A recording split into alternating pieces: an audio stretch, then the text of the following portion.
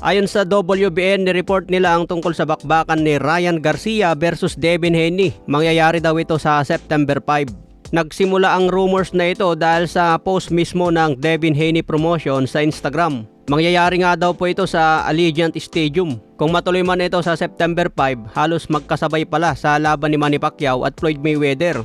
Dahil gaganapin din sa September ang laban ni Pacman at Floyd. Pero sa ngayon, tahimik pa ang kampo ni Ryan Garcia tungkol sa rumors na ito. Wala din final announcement na nangyari kung ano ang napagkasunduan ng dalawa. Kaya sa ngayon, manatili pa rin itong rumors dahil hindi pa naglabas ng official announcement. Sa tingin nyo mga boss, kung matuloy ang rematch sa September 5, mauulit kaya ni Ryan Garcia na knockdown itong si Devin Haney? Dahil kung hindi maulit ni Ryan Garcia na ma-knockdown si Devin Haney, delikado na si Ryan pagdating sa puntos. Pero tingin ko mas lumakas si Ryan Garcia dito sa 147 pounds. Sa iba pang balita, inamin din ni Devin Haney na isa sa mga paborito niyang boksingero noong kabataan niya, si pambansang kamao Manny Pacquiao. Ayon kay Haney, maniwala man kayo o hindi, si Pacquiao ay isa sa mga paborito kong boksingero.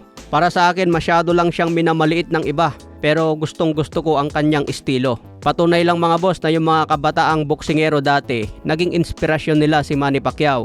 Marami ngang nagsasabi na hindi raw kaya ni Manny Pacquiao mag-outbox. Pero kung pagmasdan yung mabuti yung mga laban niya, outboxer din si Manny Pacquiao. Kaya nga tinawag nilang octopus si Manny Pacquiao. Yung akala mong outbalance si Manny Pacquiao pero hindi, bumabato pala ng suntok. Ganun po kalupit si pambansang kamao.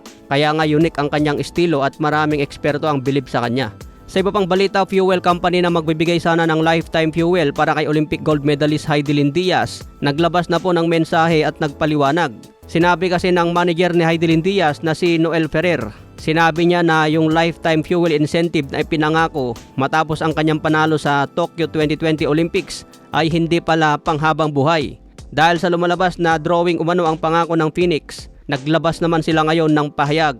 Sinabi ng Phoenix Petroleum Philippines, nakatanggap umano si Diaz ng 2 taong fuel donation noong March 2022. Ipinaliwanag din nila na hindi na ipagpatuloy ang parehong terms ng fuel donation arrangement matapos pumasok si Diaz sa kontrata sa ibang petroleum company.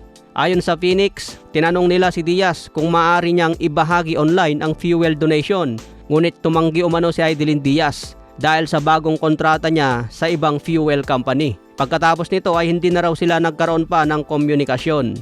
Nagpahayag din ang kumpanya ng pagkadismaya dahil ang issue ay naunang umanong inilabas sa publiko ng manager ni Diaz bago sila direktang makontak para linawin ang issue.